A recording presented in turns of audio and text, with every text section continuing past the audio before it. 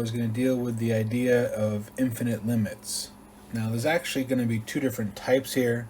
There's going to be the type where the output or the answer is infinity, and then there's going to be the type where the input is infinity in some sense. So we'll stick with the output ones first.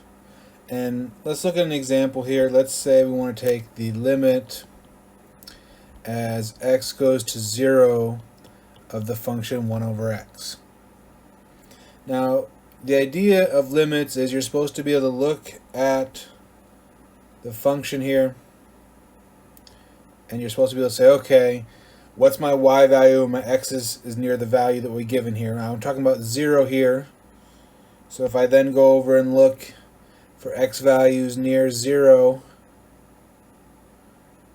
I get these here. And what you see is when you're on the right-hand side of 0, your y values keep getting bigger and bigger and bigger without ever stopping. And it's going to go all the way up to infinity. And similarly on the left-hand side, they're going to go down, down, down to negative infinity without ever stopping. This is what's called a vertical asymptote. And so if you had the right-hand limit here, this would actually be infinity. And if you had the left-hand limit, it would be negative infinity. Now, usually calculus textbooks, they start out saying that these limits don't exist because they are not actual numbers. And then in a later section, they'll say, oh, by the way, they don't exist, but we can still say they're infinity or negative infinity. That way we can at least give some information. So on your test, let's say if you gave me the answer does not exist, you're not wrong, but you're not giving me the full answer. So you want to also tell me that it goes to infinity or negative infinity. However, if I were to take a two-sided limit here, since one side goes to positive infinity, one side goes to negative infinity, the two-sided limit going to two different values, that would definitely be a DNE. Now, if I change it up a little bit, if I say the limit as x goes to 0 of the function 1 over x squared now, if you look at how this is graphed, it looks like this.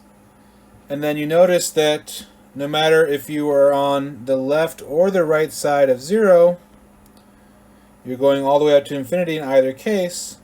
So in fact, this two-sided limit would also be infinity. So the idea is that when the answer is infinity, that's when we're looking at these asymptotes here. Vertical asymptotes, I should say. Another one, see if you guys are caught up on your trig functions here. Let's say we do the limit as x goes to pi over 2 from the left side of tangent x. So you have to know what that type of graph looks like.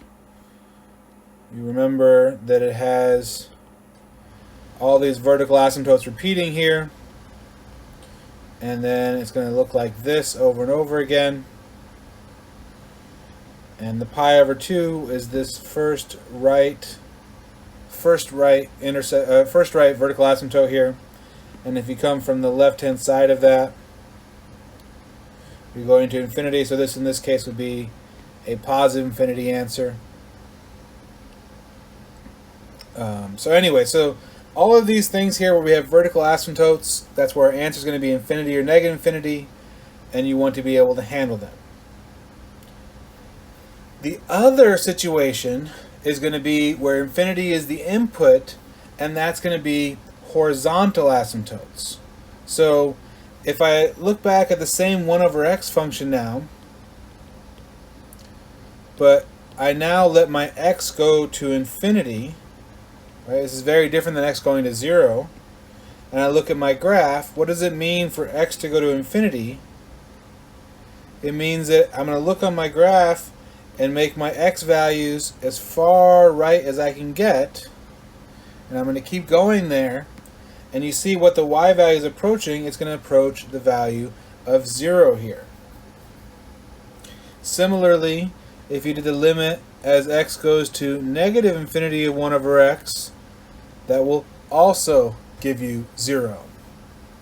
So here we are looking at situations where you're going all the way to the right or all the way to the left, and these are what are called horizontal asymptotes. Now, in algebra class, you probably learned that if you have, let's say, a rational function,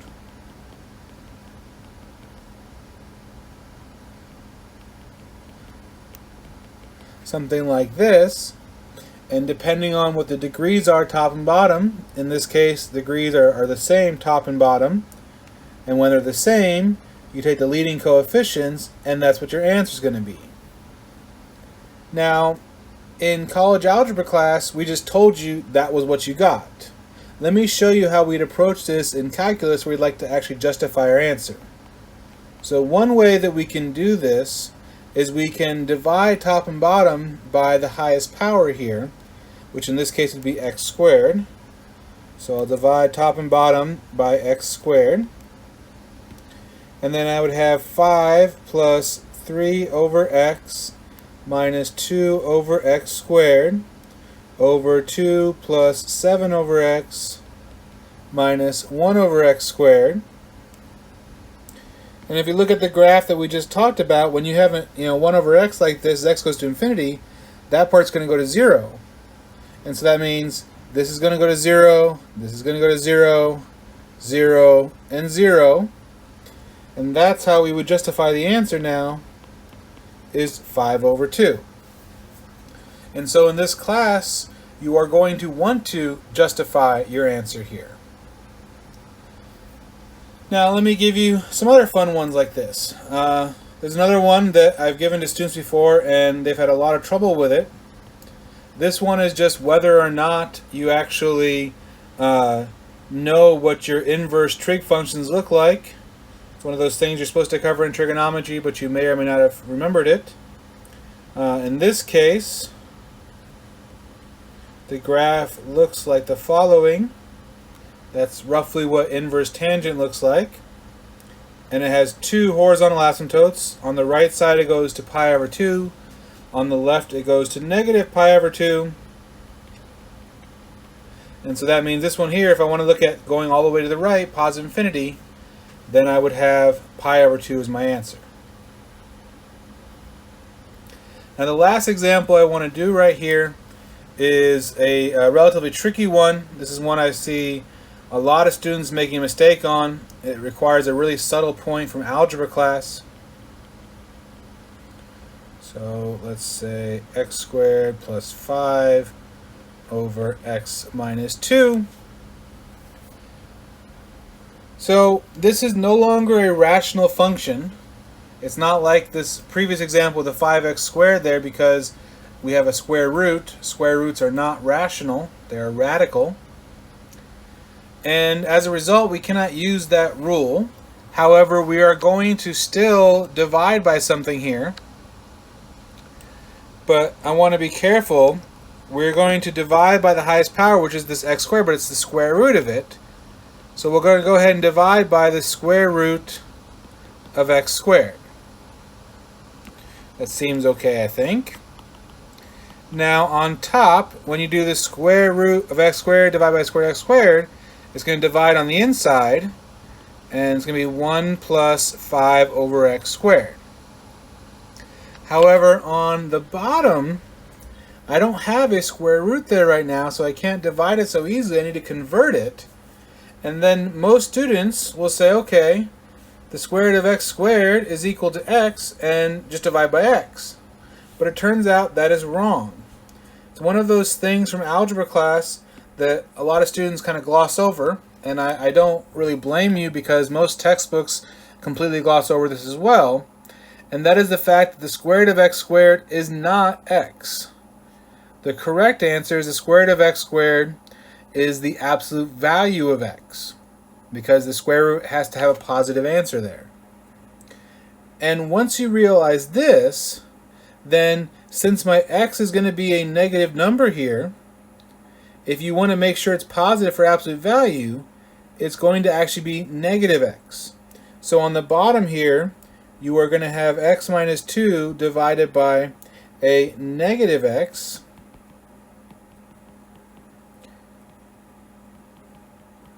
And then we're going to get negative 1 plus 2 over x these parts go to 0, and then the answer is going to be the square root of 1 over negative 1, or negative 1 is the answer. So one of the problems that students constantly make mistakes on.